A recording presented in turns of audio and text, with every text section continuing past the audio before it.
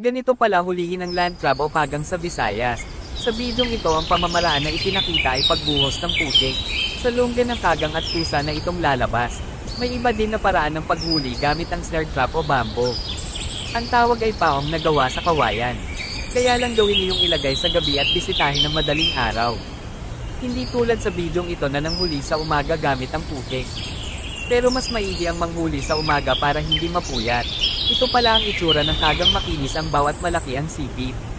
Masakit itong mangagat gamit ang sipit nito pero pusa itong bibitaw pag ilagay sa tubig.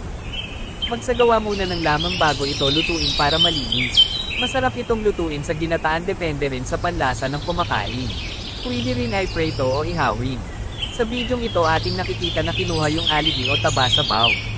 Pinaghalo sa ginagad na laman ng nyog at mga pampalasa.